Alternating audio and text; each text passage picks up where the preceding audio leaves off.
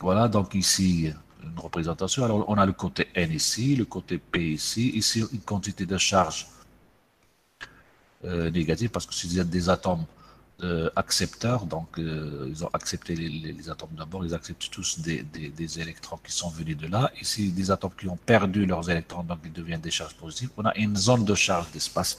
Donc, on a un champ électrique dans ce sens. Alors, tout ça, c'est des atomes, c'est des donneurs ionisés, ça, des accepteurs ionisés, donc ils sont devenus chargés négatifs, ceux-là sont devenus chargés positifs. Donc, une quantité de charge plus qui de ce côté, une quantité de charge, la même, hein, la même charge, parce que c'est les mêmes électrons qui sont passés de là à là. Alors, le champ électrique, si on essaie de le tracer, il sera maximal ici, parce que j'ai la plus grande quantité de charge ici, moi, alors que quand ici, j'ai une quantité plus petite, et ça, c'est plus avec moi, ça fait un peu la même, moins Q, donc ça fait un champ plus faible. Donc le champ, il est maximal ici. Et puis là, il est presque zéro. Donc si on applique une tension, alors la jonction est considérée polarisée lorsque, alors on dit qu'on polarise une jonction PN ou bien on polarise une autre quand on lui applique une tension. La jonction est considérée polarisée lorsqu'une tension externe lui est appliquée. Alors il peut être polarisé en direct, donc dans ce sens-là, le courant il passe si V appliqué est supérieur à 0, ou bien en inverse si V appliqué est inférieur à 0. Donc si j'inverse ce générateur, on parle de polarisation inverse. Donc le courant ne passe pas.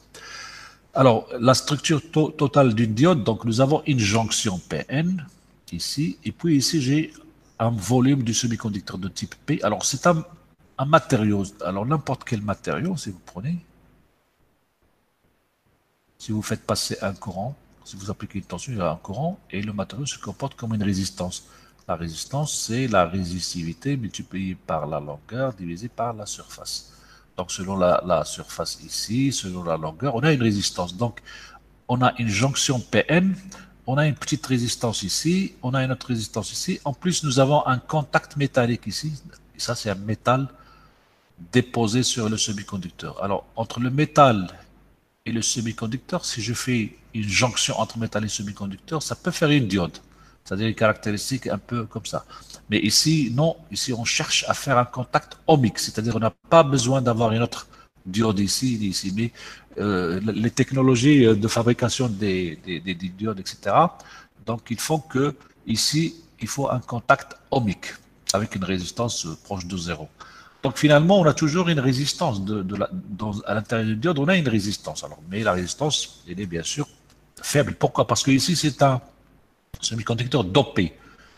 Donc il y a un dopage, il y a des électrons qui ont été ajoutés, des électrons libres, donc ce qui fait qu'il conduit bien. Ici, on a des trous, donc ça conduit bien aussi, mais pas aussi bien qu'un conducteur, bien sûr, mais c'est fait que la résistance reste quand même quelque chose de faible. Donc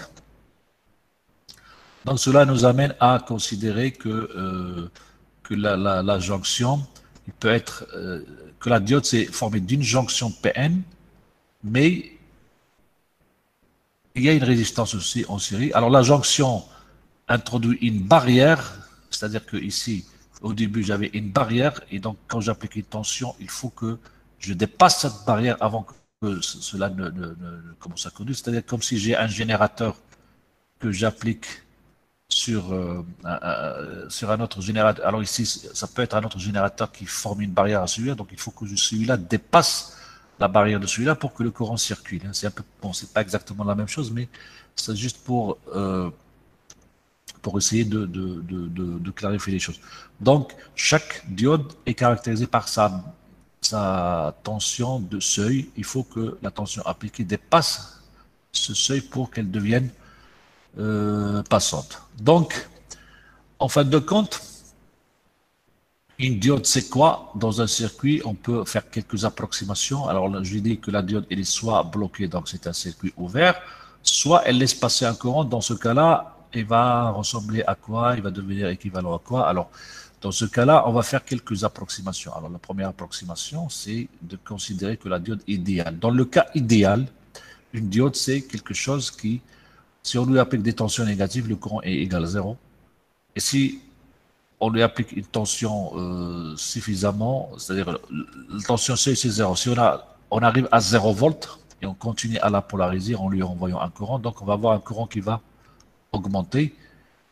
Et donc, c'est soit un interrupteur ouvert ici, soit c'est un interrupteur fermé. Alors, un interrupteur fermé, quand je ferme l'interrupteur, hein, entre deux points, la tension sera toujours zéro. Je ne peux pas voir, parce que même si j'applique des tensions, c'est le courant qui augmente. Donc ici, on ne peut pas avoir des points ici, on ne peut pas avoir des tensions positives, c'est impossible. Donc, ça reste une caractéristique idéale, soit circuit ouvert ici, soit un circuit fermé ici. Donc ici, la diode elle est passante, le courant est supérieur à 0, mais V égale 0. Ici, la tension est inférieure à 0, mais le courant égale 0. Donc cette partie-là. Alors ça, c'est le cas idéal, bien sûr. Le cas idéal, c'est un peu, selon les situations, ça peut être un peu exagéré. Sinon, on prend le cas semi-idéal, c'est-à-dire que on va dire oui, on a la même chose, mais c'est pas à zéro que ça devient conductrice, mais il faut atteindre la tension seuil. Alors, par exemple, si la diode est fabriquée avec du silicium, dans le silicium, il est connu, la tension seuil, c'est à peu près 0,6 ou 0,7, hein, vers 0,6, 0,7 volts. Alors, si je prends une diode au silicium, il faut atteindre 0,7 pour que la diode devienne conductrice. À ce moment-là, alors tout ça, c'est I égale 0, et V inférieur à VD 0, à la tension C, ou bien elle est passante, dans ce cas, le courant est supérieur à 0, mais VD sera égal à 0,7. Donc, elle ne peut pas dépasser 0,7. Donc, la diode, elle est souvent utilisée pour limiter les tensions, pour éviter que les tensions ne deviennent plus grandes positivement. Pour certains circuits, pour les protéger, on met des diodes. Donc, nous avons le cas de diode semi-idéale, c'est ça. Alors, dans ce cas-là, on va dire que ici, nous avons un circuit ouvert. Et puis ici, nous avons, la diode sera équivalente plutôt à, alors, un courant positif circule, donc il est supérieur à 0, mais il dépasse une certaine barrière, c'est-à-dire il faut que la diode est égale à la barrière de 0,7 volts. Et donc, j'ai un courant qui circule. Donc, je peux remplacer la diode par ça, s'il est bloqué, ou bien par ça, si elle est passante. Donc, je remplace la diode par l'un des deux selon son état, et je travaille après sur mon circuit, comme nous avons déjà fait dans les séances précédentes. Ensuite, il y a un autre cas qui est beaucoup plus proche de la réalité. On l'appelle diode réelle, bien que c'est pas encore réel, parce que réel, on a vu, c'est un peu exponentiel. Hein. Mais là, c'est un peu une approximation, donc ça reste un peu plus significatif que les deux premières. Donc ici, nous avons la tension seuil. Donc en dessous de cette tension, on a I égale 0. Et donc VD, V au point de la diode inférieur à 0. Et puis quand on atteint la tension seuil, le courant devient positif. Mais si on continue à augmenter, eh bien, puisque dans la résistance, nous avons une résistance interne, hein, RD, la résistance dynamique de la diode, ici j'ai la barrière 0,7. Donc la diode devient équivalent à ça. Donc, je remplace la diode par ça, ça fait une caractéristique comme ça. Donc, le courant augmente, mais comme j'ai une résistance, donc j'ai un peu une pente ici qui est due à la résistance. Si R égale 0, ça va remonter ici, ça fait ça. Si RD est trop faible, ça fait ça. Si RD est grande, ce qui n'est pas une bonne chose pour une diode, ça va faire à peu près ça. Donc voilà. Alors souvent, quand on travaille dans des circuits, souvent, quand on a une diode, alors on nous donne la tension C, par exemple 0,7. Si on vous donne RD égale 0, ça veut dire que vous allez travailler avec ça. Si on vous dit RD égale 10 ohms, ça veut dire que vous allez travailler avec ça, avec RD égale. Donc vous avez une résistance qui s'ajoute dans le circuit, il faut en tenir compte dans les calculs. Voilà donc les différentes modélisations de la diode. Je regarde quelle heure il est, on a encore un peu de temps. Donc, est-ce que, jusque-là, est-ce que vous avez des questions?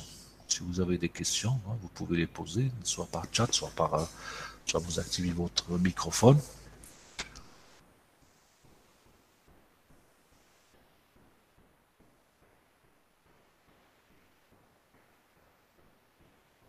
Monsieur, Oui, oui.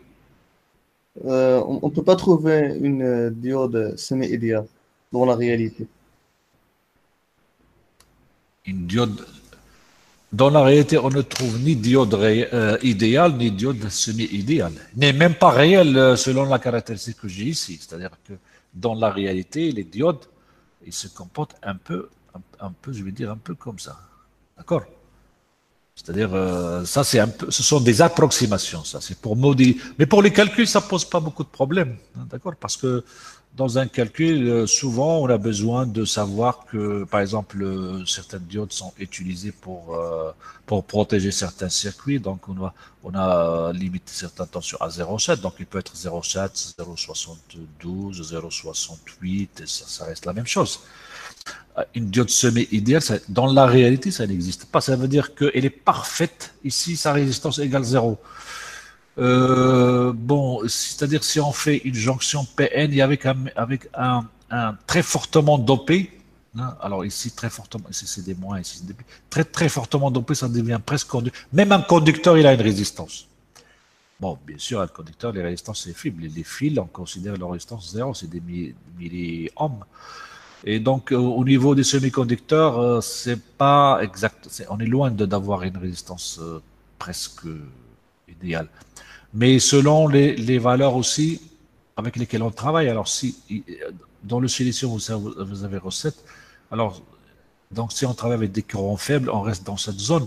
Mais si on travaille avec des courants un peu plus forts, donc, puisque c'est exponentiel, ça fait ça.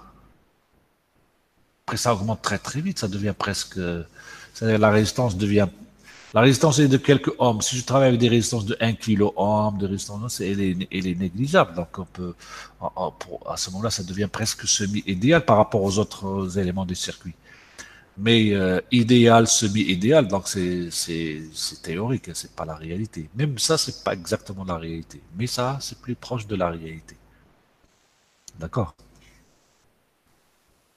Donc, on n'a pas de diode semi-idéale. On ne peut pas acheter une diode semi-idéale. On achète une diode et c'est tout. Et quand on fait nos calculs, on peut se contenter de ce modèle. Parfois, on peut se contenter de celui-là. Parfois, on est obligé de tenir compte de ça aussi. C'est bon? Monsieur, s'il vous plaît. Oui?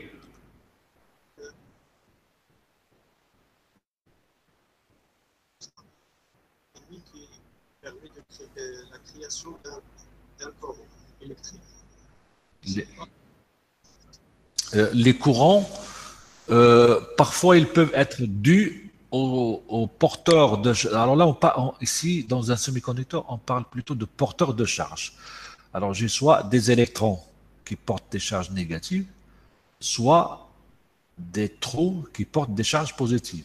Alors, si je prends par exemple un type N, j'ai des électrons. Un type P, j'ai des trous. Mais quand je prends un transistor où il y a déjà deux jonctions PN ou bien une diode, il y a une jonction PN, à ce moment-là, par exemple, si je prends la jonction polarisée en inverse, j'ai un courant, mais très faible. Alors le courant, il peut être dû au certains. Alors quand je dis minoritaire, ça veut dire quoi? Les porteurs minoritaires. Il faut que je retrouve mon document.